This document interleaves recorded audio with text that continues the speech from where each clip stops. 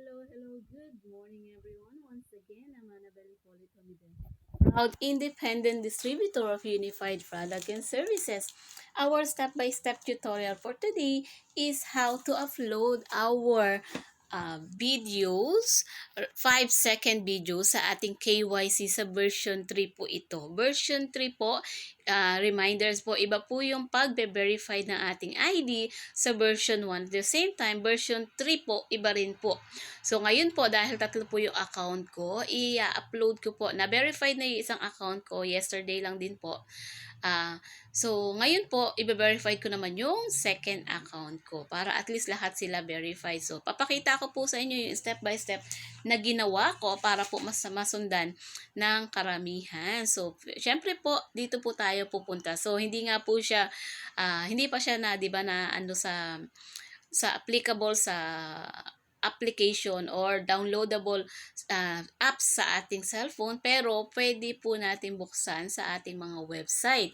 So, Google po ang gagamitin ko. So, it's up to you po. Pwede rin sa Safari or si Chrome.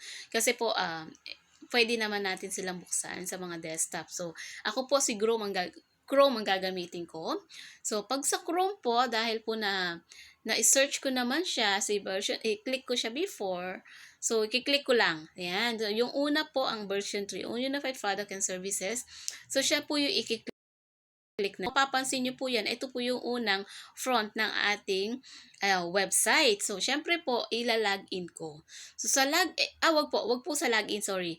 Wag po sa login. So, dito po tayo sa KYC.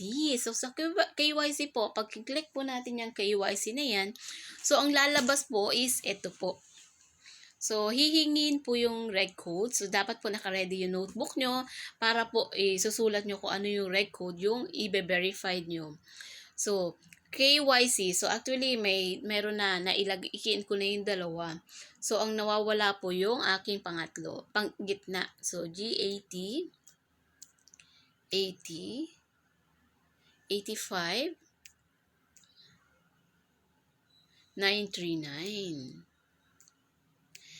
So, yan po, ang aking second account. Actually, second account siya. So, na hindi pa na-verify. Pero naka-IKI naman yan. So, mas mabilis na ako mag-type, di ba? So, syempre, email din po. Hinihingi din po yung email. So, yan. So, type. And then, mapapansin nyo dyan, 5 seconds selfie video lang po ang hinihingi. Kasi nung earlier po sa Gomigo, di ba, at least 15 seconds. Pero, kailangan po at least malinaw. So, ang ginawa ko po, kung mapapansin nyo, ayaw po talaga. Kailangan po mabilisan yung pagta-type. So, uulitin po. Mabilisan po yung pagta-type, imagine. So, konting delay ka lang, papaanuin ka na, ibabalik ka na po. So, kailangan mabilis po ang ating pagta-type ngayon. So, hindi ako pwede magdaldal. 939, bibilisan po natin. 939. So, first name, so Annabelle. So, thank you sa pag-help sa automatic. So, kailangan po mabilis pala. So, hindi pwedeng matagal ang ating pagta-type para hindi po bumalik. So, 5-second video po. So, meron po ako dyang uploaded kahapon, kagabi. So, click ko lang yan. Nasaan na yung... Yan. So, files. Oo, baka tumagal na naman ako. So, ayan po. May screen record naman po ako ng ano ko. Ayan. So, ito, screen record ko yan. So, yan po yung kagabi. Dikit na po yung mukha, di ba? So, tinanggap naman po siya. Kaya mas okay po. Ayan. Then, type ko lang po itong SF, SV, P, H, 4, 3, W. SVH4. Oh, tignan nyo po, talagang ayaw ng matagalan.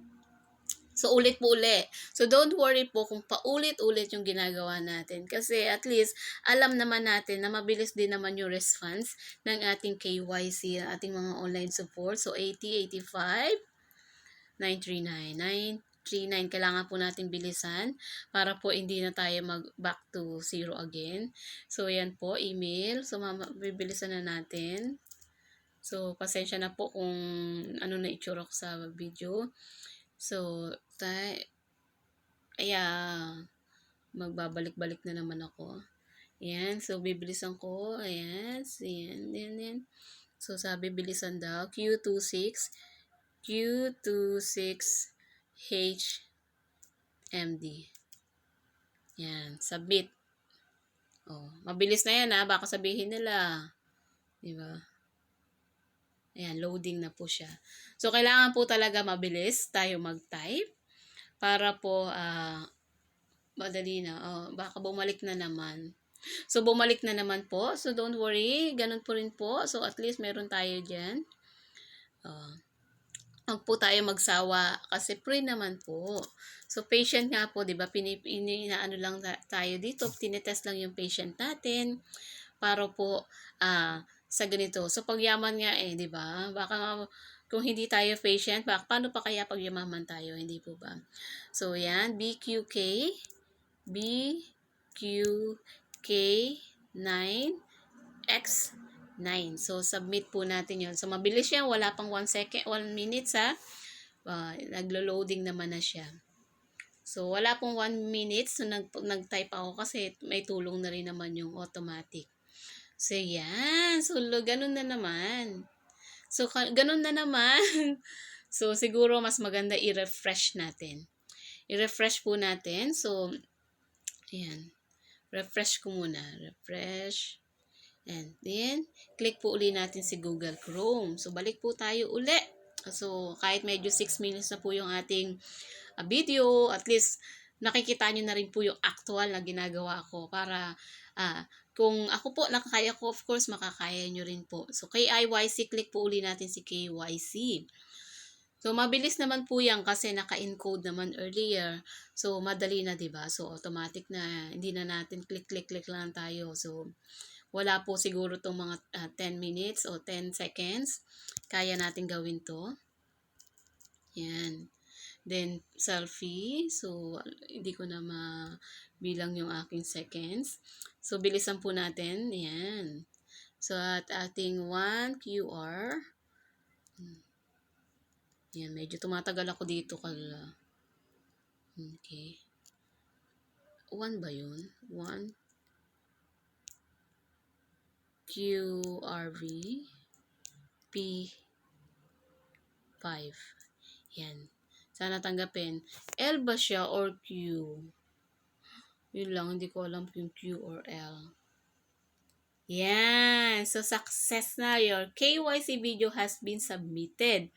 So, di ba, napagtiyagaan po natin 7 minutes. Within 7 minutes na ating pag-upload. So, punta po tayo ngayon sa ating Gmail. So, Gmail po, makikita po natin kung gaano kabilis yung response ng ating online support this time. So, grabe, di ba? Maganda yan. So, ayan po yung nag-send ako kanina ng umaga ng remittance. So, madali po. So, kung makikita nyo dyan, bakit Judy Ann? So, actually, nagtataka rin ako Judy Ann kasi actually, meron po yung 4 account. Meron po akong 6 na account. So, yung pinaka-last account ko po is naka-under siya sa pamangkin ko. So, dahil yung number na nailagay ko doon is sa last account ng pamangkin ko, or even po is last account ko na po, pero naka-under sa kanya. So, yan yung pangalan na lumalabas. So, pero okay naman po kasi po, like this one na nagawa ko siya kagabi is meron pong pumasok. So, na-verified pa rin yung ID ko. So, wag po kayong magtaka kung bakit ganyan. Kasi po, multiple accounts, then yung pinaka-last yung account na natin, di ba? Yung phone number na nailagay ko doon is the same lang po. Kaya yun po nag-automatic yung account, yung name niya po ang lumalabas. Pero okay lang po kasi nabe-verified naman po yung account ko under my name. So, sana po nakatulong at nagustuhan ng karamihan at sana po mas madaling sundan. And once again, I'm Annabelle Hipolito Medel, proud independent distributor of unified product and services. Good morning!